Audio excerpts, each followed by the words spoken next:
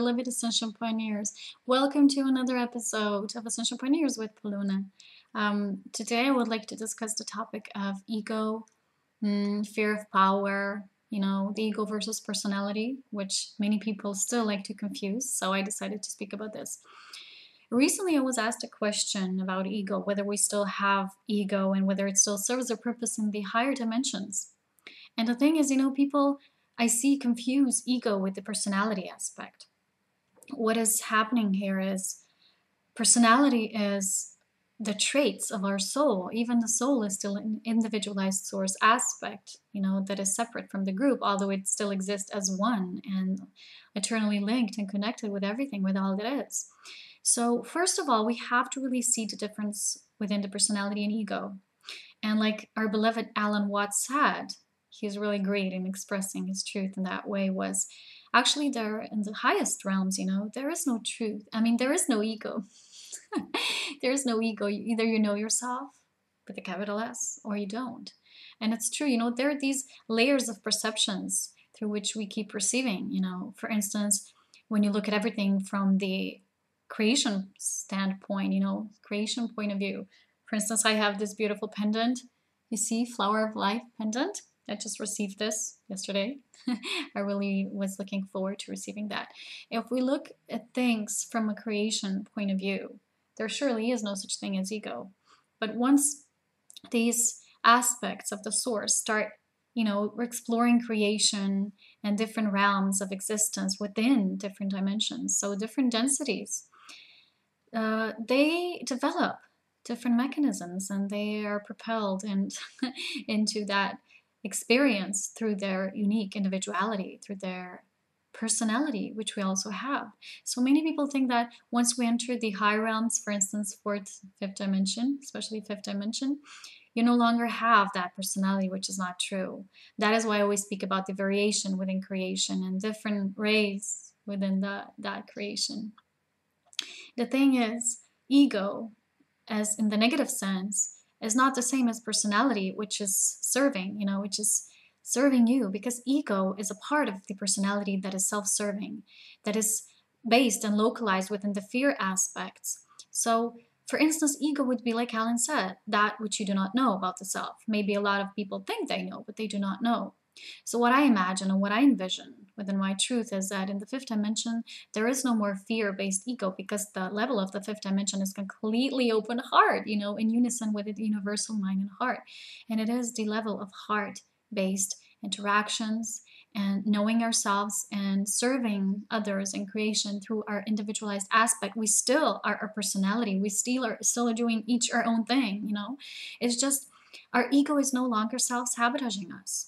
So we have this archetype of a sabotaging part of us, that keeps showing us this false image of the self, which is not the true self with the capital S.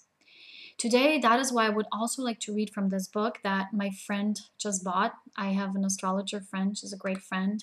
And recently she read this short paragraph from that book. It's called The Dynamics of the Unconscious, from the authors Liz Green and Howard Sasportas. It's from the chapter The Quest for the Sublime. And when I make this speech of mine, I'll also like to read from that book, because there are great things written there about the aspects of personality and how we operate and how we still choose to deny some aspects. Sometimes the veil will be so predominant that we will think we're divinely connected, although we're not. We might have these feelings of false happiness, but when we truly look deep within, and like I always say, you got to be ready to confront the shadow first, because in the essence of source, all is one, and there is no such thing as dark light. There's only neutrality. There's the space and void of all, the void and the eternal fullness. So in this process of ascension, we need to see these aspects all in one and all as one, and love all of those aspects, because only through that love, which is of the divine source nature, your own divinity, can help you really transcend through these dualistic approaches also that you have within you, or a lot of the people are still suppressing and negating that, because sometimes things that have built up upon one after another, and in past traumas and in past lifetimes, parallel realities, so to say, are so intense that they just cannot confront with it. It's just too much. Too much has gathered there, and they just can't bear up. So what they do is they just build that bubble, they build that cocoon like a safety zone. And they think they're happy. They think they're divinely guided, although they do project their alter ego, and which is the ego that is self-destructive in mode. It's not the part of the ego personality that is, for the greater good, for the greater benefit. So your uniqueness and how you serve with that uniqueness to the grand creation, for the all creation. So like I said, not all aspects of like what we like to call ego personality are bad. Those that are self-serving, which are based on fear and separation and, not individuality and uniqueness, but individual self, only me, and serving only the self. That is the self-destructive mode, because we're not seeing that we can only really function and be happy when we're a part of the whole, because we're created that way. So a lot of the people like to isolate themselves also, and they think that they're happy. But, in true new paradigm, there is no such thing as this isolation, because the new paradigm is about communion and community, unity, all of those terms. Because we are that. Of course, we remain individualized, unique, doing our own thing, each and every one of us, by our own authentic being. But we don't need to isolate ourselves to be able to feel our authenticity, because a lot of the people who are not really known, with the realms of self-identity, they're not good in self-identity. They might really lose themselves in the grand, scheme of things. They like to isolate themselves in order to gain greater perspective on who they are, and they think that's happiness. But basically, that's just a safety zone for them to truly start feeling that uniqueness and expressions of source that they are. But basically, as natural source beings, we're beings of communion, because the higher we go, the higher we evolve and elevate in our awareness, the more everything is joined together and merged together as one. We have the realms that exist above the soul, which is the oversoul and the head oversoul and the monad and so on, because it's what truly is us. We're all of those personalities that our soul can develop in various parallel realities and lifetimes, but we're also not just that, we're so much more than that. We're all of it. You see?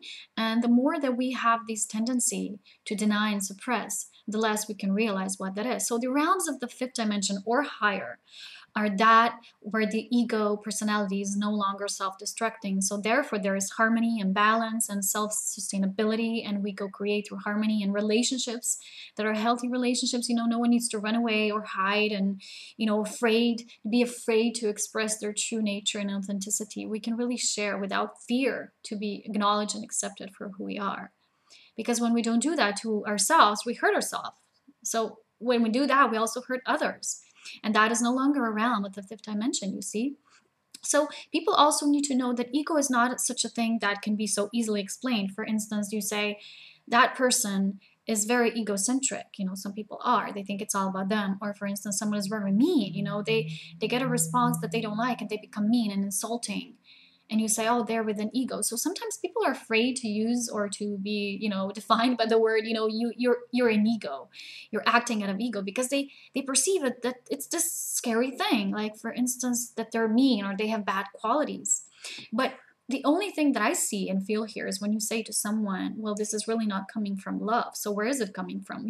The other opposite, which you think you are, but you're not, because truly in source essence, we're only love. So when we operate from everything that is of the lower, which is our true nature, it's, falling under the category of these false illusion, false self, which is not our true self with a capital S. So that is the ego. So that doesn't always mean that we have to be mean and like really, for instance, those people, those individuals who control things here on earth, that doesn't mean, it's not the same, because every fraction has also subparts. For instance, like I explained, for the dimension, it has 12 belonging realms. So there are also 12 aspects of ego, for instance, if you look at it like that. So don't be so scared when you start realizing which aspects of you are still in the domain of ego, because truly they're not. It's just you are not still coming from yourself. So you have not yet fully acknowledged who you are. So you can only know yourself, thyself with the capital S, is when you really remember your uniqueness, your individuality, your greatness, and then you bring it forth. And then the lower parts of the ego, so the self-sabotaging parts of the ego, will no longer need or feel that they can dominate, because they just don't. Everything else that is an illusion. And I was just listening to Tom Lesher's video yesterday, and he said that there's this great disillusionment happening on the planet, and it's really true. It's happening. And he said that this disillusionment is probably the most painful thing here that we can experience. And it's true. For instance, if you have gone through a breakup with someone, or you've just you think, for instance, that what you're going through, what you're grieving through, is the loss of that person. It's not. You're grieving your own disillusionment. You're really feeling the pain of your illusions that have built upon, one after another in your life. And that's what you're grieving about. And that is all. That is it. And like I said, they're not all aspects are like of ego, like they're mean, and you're in complete manipulation, and you manipulate others, and you're really hurting others. Sometimes it can be just a tiny thing that can also hurt others, like not expressing your truth through integrity and respect, because when you express your truth, you also show others that you respect them and their truth. Sometimes people think that if they'll shut up, they'll kind of make someone safe that way, like protect them. But it's not true, because the moment we do something out of those assumptions, which are fear-based, again, because we cannot make assumptions. For instance, if you think you'll hurt someone, well, that is your ego telling you, because in fact, love would give someone an opportunity to be either sad or hurt or feel great joy, in the first place. But ego excludes. Love includes everything. So it says, I'll speak my truth no matter how the other will react, because I'm guided to do so, and I'm doing it of my own self-love and honesty and integrity.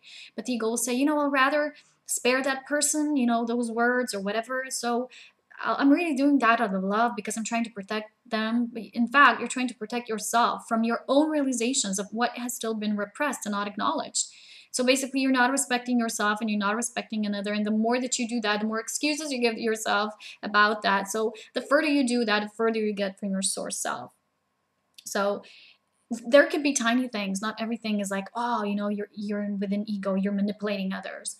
Sometimes the ego is just telling you not to speak your truth, and telling you to isolate yourself instead of moving into deeper love, that is unconditional love and communion, and sharing with others deeply and heart openly and faithfully. Sometimes there are tiniest things, and sometimes these things are so deeply rooted that we even don't understand them as ego, because they're so deeply rooted. We think we're connected, but if we're still capable of doing such things that are not out of complete self-love, we cannot be fully source connected, because source connection with our true self is nothing but, that pure openness and heart-centeredness. So by your current reality, and by the manifestation and unfolding of everything within it, you can really truly see where you stand. And then you can start doing this self-conscious work. And like I said, a lot of individuals are afraid to go there. But I guess now the Scorpio period, Saturn moving into Scorpio is going to cause some individuals to go into deep, deep digging, It might be painful sometimes, but you know what? At the end of that pain, there's this beautiful road that awaits you, the road to your true self, where you no longer need to hurt yourself and others, and where you can really truly shine your beautiful unique self, and you don't need those self-sabotaging parts of the ego to control or dominate you, because you see that they don't. And all it takes is for you to realize that, and the moment you acknowledge it, it's already gone. That's the whole thing, because the moment you see that this is the veil, you unleash it and it's no longer there. So it's so easy. People think they'll have to do tons of work, but it's the ego that will protect you. It's the ego that will tell you there's nothing there. You're safe. It's all good. You don't have ego. You're totally divinely connected. But it's life and events in your life and people and places and situations that will show you whether you're still, coming from ego, whether you're still there. Because a lot of the people said, I killed my ego. It's not possible. You can only unify ego with your soul, because love is the integration of all. Love is unifying all aspects. And when that unification process is done, that is wholeness, that is completion, and you are who you truly are. And all aspects exist within each other. But you are free to co-create within who you truly are. So love, divine, divinity, your true source essence. Okay, now about how you can further progress in the self-work. And I would like to read some examples of that they're in this book, and there are many types of fear explained. For instance, fear of change, fear of I don't know, of the unknown. So I'll read a bit from that book because I find it really well explained. Okay, I'll start with the title called, which is the beginning, the introduction, Resistance to the Sublime. So that is the, wow, the opening up. So this is what it says here. It's fairly clear that the reason we resist being our real self is because it means facing facets of personality which threaten us, parts of ourselves we have repressed for one reason or another, usually to win the love of those who cared for us when we were helpless infants. Freeing the real self means having it come into terms with the shadow, and this is not particularly pleasant. But why do so many of us resist opening ourselves up in the energy of the superconscious and the higher self? So this author then says that over the years, they've compiled a list of reasons why some people fear and resist transpersonal growth. And a lot of the people, even I see that, they say, I'm here, this is it, I have no work, it's all good. And they focus so much on the material that they just can't see the real self, which is the spiritual. And, the more that we distract ourselves with, changing things that are just changes in the physical, not really digging into our true inner work, we're really sabotaging ourselves, preventing ourselves to see the true image. And it's nothing scary.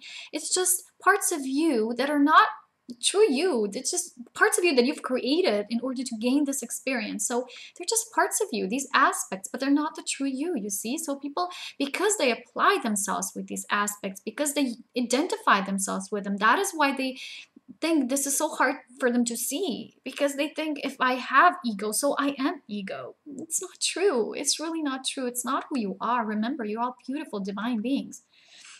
So the author says that they're gonna look at the list of possible astrological placements also, for these reasons. And first one is the fear of change. The transpersonal self and the forces of the superconscious are the text document that she sent me is kind of bad. It's a PDF that was scanned. It's really, everything is not seen very well. So I'm going to make some assumptions there, in some areas. So I'm going to try again. The transpersonal self and the forces of the superconscious are, I don't know, these strong energies are, no, I don't see that. It's really shadowy, blurry. Strong energies that they stir up fears in the personality.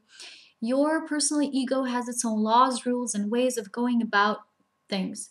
While a sudden invasion from the transpersonal realms of the psyche might feel pleasurable and expansive, the impact of some energies threatens to disrupt the status quo.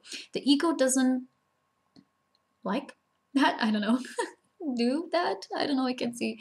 So when transpersonal inspiration begins to stir your personality in an attempt to maintain the existing framework, tries to find ways to neutralize this influx by putting up blocks against it. So before you can let these new energies into your life, you have to deal with why you are afraid to grow and change, with why you are frightened to become all that you could be. So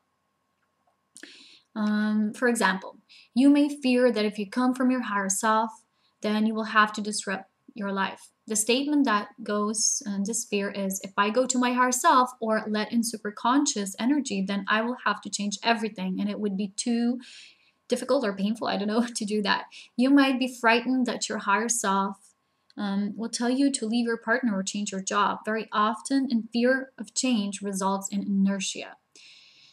So it's also written now, I don't believe that the higher self gives orders quite this way. Of course it doesn't. But many of us have a tendency to confuse messages from the higher self with odds and shoots of the superego. That is why I said this. That a lot of the people actually project their alter ego. And we've been discussing this with my friend, and they believe this is soul connection. For instance, remember that guy who came and visited me? I mentioned it one time. The person just came out of the blue by my, doorstep. And they said, I've surprised you, I visited you. And I was like really freaking out. Well, what is this all about? I was really surprised. So at the end, they said, I was divinely guided to come here. And there was no divine guidance in such a thing, maybe for them to have a certain experience, but it was certainly not of that true higher self. Because, the true higher self would never actually do something that would not be respectful to someone else, like invading someone's personal privacy and just dropping out of nowhere in their life and things like that. So a lot of the people have to be really careful in this, because it's easier to believe that all is of the divine. That is why I say, and many people also say, that the biggest gift you can give to yourself is question everything, even this. And always give the decree that everything that comes through you, you will recognize what is of soul and what is of not, what is of your higher self, that's even above that, and what is not. So this is your conscious decision to make. This is your own personal progress to go through. So the superego is that part of your nature which points a finger at you and insists that you should or shouldn't do this or that. See, that's a totally different thing, that the higher self guidance. For instance, if someone says, I was really receiving the guidance of the divine, and they say, you should stay away from this, or you shouldn't do this, because the higher self doesn't give guidance like this. You see, it's very neutral and just pure loving energy of source. The danger is projecting your superego onto the higher self. So you get messages such as, in order to evolve, you have to stop smoking, or in order to be spiritual, you should give up sex, or in order to honor your higher self, you must leave your wife, blah, blah. So then the page is twisted, and I can read from here on. So we will have to start with the next page, which is about, I don't know what this one is. For instance, let's try reading about the fear of losing individuality. That's an interesting one. As we discussed earlier, the pure self is the interface of individuality and universality. The pure self is that part of us which is unbounded, infinite, eternal, and which we share with the all in creation. If you're in touch with this level of being, you are in tune with the cosmos. Acting from this level means acting in, I don't know, balance, I guess, with alignment with the needs of the universe. If you feel your oneness with the rest of life as a living reality deep inside you, harming others or environment would be as difficult as cutting off your own tip of a finger. So you see, like I said in my previous video, living in fear or either love is you never hurt others because you never hurt yourself, because when you're really connected to the divine, you don't hurt because all is just pure love. You see? So obvious this is a positive state of consciousness to be in. It's only for your own sake, but also for the sake of others. Not only for your own sake, but also for others. So however, letting go of separateness and merging with something greater is also frightening for some people. Opening up to the transpersonal or universal self could activate a fear of getting lost in the infinite, a fear of formlessness.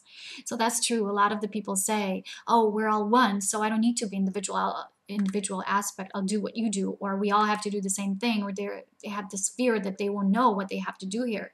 It's not true. Because we are both at the same time. We're human and we're divine. We're unique and individual, and we're all one and of the same consciousness of all.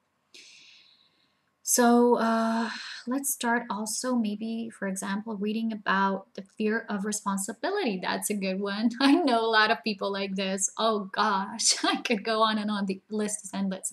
But let's not point fingers here, okay? It's really not serving anyone. People with these fears think like this: if I open up to my higher self, I won't be able to be little anymore. I'll have to grow up. I won't be able to get away with indulging weakness in my personality. You know, they think that they just have to, rise up to the occasion each and every time. Being in touch with the transpersonal or universal self bears with it a heavy duty of and responsibility. Some people shut down knowing their true connection to the rest of life because of a fear of the responsibility involved. If you know that on some level you are connected to the starving people of Africa, then you feel an increased responsibility for their plight. It becomes more difficult getting away without doing anything about it. Or for instance, people who are confused, who don't know what they want, so they just rather remain in that state of, I'll just remain lost and confused because I don't want to own up to my choices. But the thing is, we're becoming self-responsible, conscious co-creator beings, and there is no good and bad, fault, no fault, wrong, right. It's just actions and the consequences of those actions. Actions, reactions. It's how it is. And then we have to own up to those consequences and become responsible for the actions that we've taken, and then see the growth that, comes out of it. Many people believe, and rightly so, that gaining knowledge is way of reducing anxiety. If you can figure out how something works, then you might be less afraid of it. But what we're talking about now is the reverse of this situation. We're talking about greater knowledge, giving rise to anxiety because knowledge carries with it the burden of responsibility. And it's true, I always say, with great wisdom, with great knowledge comes great responsibility. That's why a lot of us who are in this path carry this, knowing that not all things, for instance, we can say, not all the things we can do. Sometimes we gotta, just shut up, or just when we're divinely guided, we do things. But that means trust is of the issue here. When we trust our source, again, when you trust, there is no place for ego. It loses its control. It has no more purpose and meaning, you see. Some people fear, knowing about something means that you have to get off your backside and do something about it. And it's true. And a lot of people don't want that because they don't want to grow up and become responsible co-creator beings, which is fine. No finger pointing. Some people fear that living up to the higher self will be too much for them. They would rather not know about the existence of the transpersonal dimensions of life, because if they did know, then they might have to do something to develop their higher potential. And again, they're afraid. They're kind of, always like this, or they feel powerless or something like that, or they just don't want it. They're just interested in other things because they're still learning about other aspects of creation. Like, again, it's all fine. We're all where we need to be. So knowledge carries responsibility. If an ordinary man breaks the law, that is bad enough. But if a high court judge who should know better breaks the law, then the punishment is far more severe. Knowledge is the basis of action. Behind the fear of knowledge is a deeper fear of doing, a fear of the burden of unconsciousness. I don't know. Of consciousness. I can see it. Again, I'm really sorry. But the fact is, again, like fear of, when there's the fear of responsibilities, like the fear of the ego that doesn't want you to really become the mature person, for you to really know that your direct inheritance through Father, Mother, God is maturity. It's great grace. It's, that beauty. Now it's time to read about the fear of power. Some people feared they couldn't handle the power that opening up to transpersonal realms and the higher self might give them. That's really interesting. I love this. It's probably not power itself that they're frightened of, but rather the abuses of power. Usually a fear of power is actually a fear of misusing power. The closer you move to the self, the more powerful you become. The self gives off a stronger vibration than the ego. Duh. When you connect to the self, you radiate something which attracts and influences other people. Certain people are afraid they won't use that power wisely. They worry that they might use it for their own personal ends, rather than for the good of the whole. Or they're afraid that their power and strength might cause them to hurt others in some way. And again, this is connected directly to the fear of responsibility. So then it's also described, for instance, you also have, like we have astrological aspects in our charts, which are the maps for our life and our reality here that we wish to experience, and also the purpose we wish to establish here.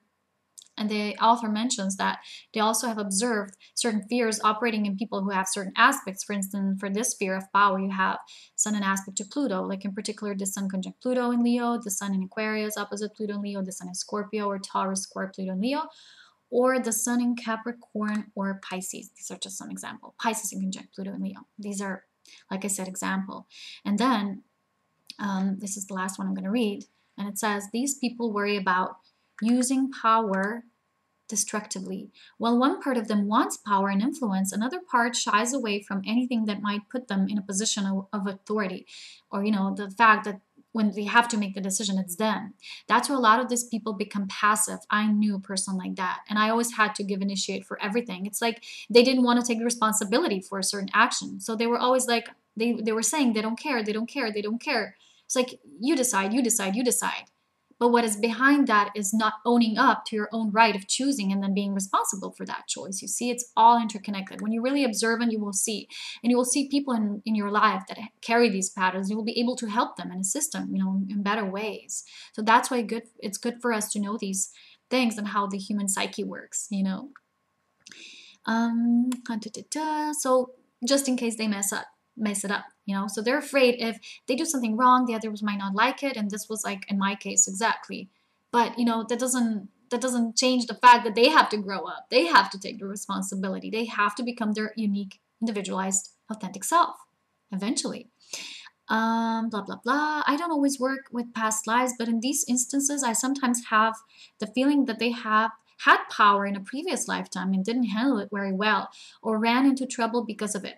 They might have been in a position of authority and used their power selfishly. In between lives, they review what they have done in the past, seeing their mistakes, but there are no mistakes, just lessons to grow. They reincarnate apprehensive or of misusing power again. As a result, they try to avoid circumstances which might cause them to repeat the old pattern. But like I said, running away doesn't change anything. When I see some Pluto contacts in the other charts of people who aren't doing anything and to develop or use their power, I usually assume that they have conscious or unconscious fears about abusing authority. In most cases, I will discuss these issues with them. My tendency is to encourage these people to go for positions of some authority of power or power. This would give them a chance to learn about handling these situations better than last time. Of course, we can escape it because we want to master things. We wish to master everything in our reality. So that's something else. What else can I read?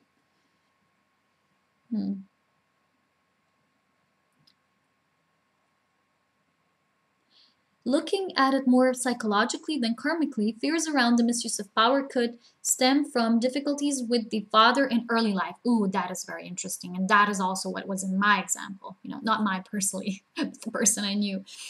If the sun is in difficult aspect to either Mars, Saturn, or Pluto, then the father might have been experienced as violent, overly authoritative, or destructive, destructive behavior, which is really not showing the child through love, just showing through, that blockage or, complete ignorance, something like that. Even if the father didn't behave openly in this way, children with these aspects could have felt the potential for such extremes dangerously lurking just beneath the surface level. Some people call this negative animus. Jungians. Oh, the psychology by Carl Jung, I think. The animus represents the masculine principle, and then these kinds of aspects give problems with the animus. It's possible that the negative father or negative animus image can be projected into the higher self or onto God. It's true. The higher self is so boundless that you can project almost anything onto it. You see? Because it's just neutral, and our parents allow us to, paint with everything, with all the colors and with all the color tones that we wish to. That's really interesting, and that is how we learn. But eventually it's time to come back to who we truly are, because, one of these times is now. So everything can be projected. If your father was potentially or actually violent or destructive, or if you have a negative animus image in your chart, then you could project that image onto the higher self. The self, father, and God get all mixed up together. And if this is the case, you could imagine that your higher self will make you do things that you don't like, or that it will somehow cause you to hurt other people. Ooh, that is exactly what happened in my situation. You may fear that if you come from yourself, you may have to say or do things which will be hard for others to take. You fear being dominated by the higher self, that the self will make you do things you don't like doing. In actual fact, I don't believe the higher self really works like that. No, it doesn't. If you have something to say to someone which is truly coming from your higher self and from your heart, you usually say it in such a way which doesn't wipe out the other person. It's not done in a blaming or attacking manner. So true. People who are strong love types and emphasis of Cancer, Libra, Pisces, or prominent moon, Venus, Neptune, or what does it say? Predominance of water. I'm just reading that because maybe some of you will be interested. I don't know why I'm reading this about astrology. Might be afraid of the power the higher self could give them. Love types have problems with the will. Rather than risk confrontation, duh, they often go along with whatever is happening, disowning the more willful or directive sides of their natures. But what we don't own in ourselves, we project out there, and we think, oh, it's just about life. Life is just this way, or, others are just this way. Oh, it's just what happened. Everything is as it needs to be. Yeah, in the higher scheme of things, but here on earth, we have to own up to it, right? That's what it means to be a self-master and be one and in tune with the divine through your higher self. What does it say? So love types could project their own unlived needs for power and assertion onto the higher self. They end up frightened that the higher self might make them do things which could upset or hurt other people. You can see why it is important to do some straight personality work on the self, tiny self, as in personal psychosynthesis before opening up to the whole realm of the transpersonal. That is so true because, we can't skip those steps on the ladder of evolution. We think, yeah, we'll just go on doing that. We haven't even, done the first clearing work. First, this needs to be done. This is the first procedure of the ascension and awakening process. There is no other way. You can't just say, oh, I'm totally in tune with the divine mind. All this as it should be. We're all one, and just fanatically project it out there. And you're not even doing your self work. You're not connecting to your individual core and seeing that now is the time when all the veils are really needing to fall off. Now is the time. Now the energies are giving us such amazing opportunities to grow up, to own up, to realize, to assert, to be fully empowered, fully awake, fully in our power. No more giving the power to others. You decide. You say, I'll stay in my safety zone. I'm afraid of hurting you, so I'll just back off. And at the end, you hurt it again. You hurt it more. No more. It's no more time for that, you see. It's time to really become the adults, the divine beings that we truly are. Then we also have the fear of inadequacy. Okay, this was not the last one, obviously. And the saying goes, I'm not good enough for my higher self. I don't have this person inside me. And even if I did, my wise person inside me, and even if I did, my wise person wouldn't love me. In psychosynthesis and other forms of transpersonal psychology, there are techniques devised to help you contact your wise person. All of us have a wise person somewhere inside, a part of us which knows the truth for our lives and is a source of healing and nourishment. Yes, our true self. The wise person is a symbol of the self, capital S. Contacting the inner wise person helps us connect to the self. Some people suffer from such a poor self-image, they can't believe they have a wise person. Again, they can also, what they can do is they project others and they see others, they idolize others. Like for instance, a lot of people idolize me. Oh, you're just so great, you're so divine, you're amazing, you're awesome. And just think, if I idolize you, if I give you all the power, and if I give you all the if I evolve you in such a way, if I give you that, what do you call it? Like put someone on a pedestal. Yeah, that's it. Then I'm also this divinity. But no, you can acknowledge it in another, but first you have to acknowledge it through you. So it's not the same when you worship another or when you idolize them or when you fully see the mirror of what is truly first within you and you see it as a mirror, a healthy mirror in someone else. So this is true for some people that might have such a poor self-image, so they can't believe and they think everyone is so divine, but maybe they're not. They also project their negative self-image onto the higher self and fear that it would never like or accept them. Strong feelings of unworthiness make them feel they don't deserve anything higher, so they hide, basically. They imagine the self as something way up there and out of their reach, or the vice opposite, the vice versa, the opposite that I was explaining before. I'm totally divinely connected and I'm there, there's no self-work needed for me, that's it. But it's again your ego protecting you, keeping you safe in that bubble, because you might fear there's pain once you start digging, because yeah, we all accumulated some crap on the way, but now it's time to just really throw that crap away. Are we going to keep it there? Is it going to remain stinky all the time? No. We want freshness, we want flowers, we want roses, because that's the true divinity, that's the true nature of spirit. So what they do, they fail to see that the higher self is inside, that it is in everyone. We all have a higher self. We sometimes just forget it's there. You don't have to be a saint to contact the self, or have to pay for a very expensive method to do it or have a certain download. You can even be eating loads of junk food sometimes and still have an experience of the self. One Zen Buddhist master once said that you are already enlightened. You are already enlightened. Yes, you are. All you have to do is wake up to that fact. And like I say, all you have to do is remember.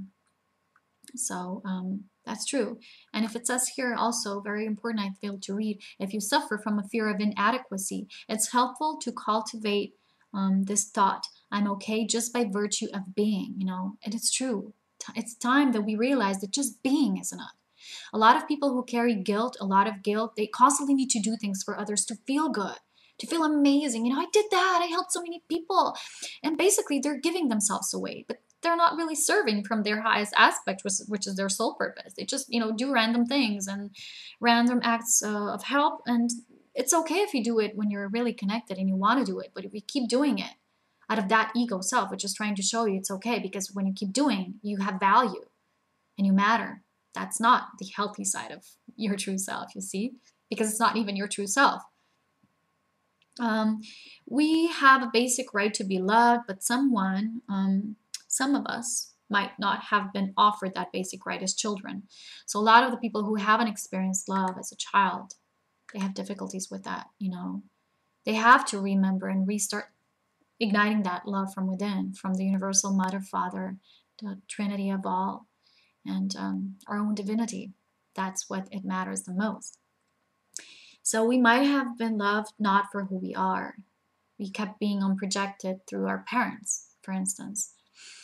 But we were actually loved for how much we would, I don't know, how much we, contributed something, what we did for somebody's expectation of what we should be. People who felt unloved as children or not good enough for the parents are likely to project that onto the self and feel they're not what their true self requires. Astrologically, we're talking about such placements as blah, blah, blah. Okay, I won't mention that. But there's also one more I like to read, The Fear of Losing Opinions. This one is really interesting. I saw it before as well. So it goes like a thought. If I open myself up to superconscious energy of the universal self, then I will become soft and undefined. People will take advantage of me. I will see the essence of everything, but not by differences. I will lose my ability to be critical and discriminating. I'll lose my point of view, which again is not true, because you're no longer in judgment. You're in discernment. And you're no longer in, being powerful through power of ego. I'm really powerful, but you're powerful from your vulnerable side, your feminine core. You see, this fear is based on wrong thinking. We talked about this, blah blah blah. So, what does it say? It's true that if you were enlightened one day, you would. I don't know, I can see the sentence. I guess it's not meant to be read.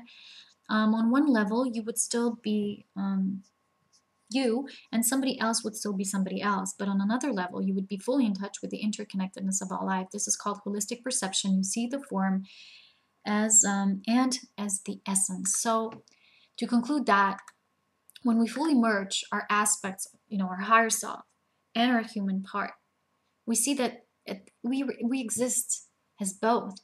We are individualized, we are unique, but at the same time, we're also everything. And once we can anchor that consciousness in our bodies, in our thoughts, emotions, all the lower bodies of the self, which are not the capital S, but we can bring forth that capital S self to us right away. It can be easily done. It can be through love, but all it takes is acceptance, embracing it, no longer denying it.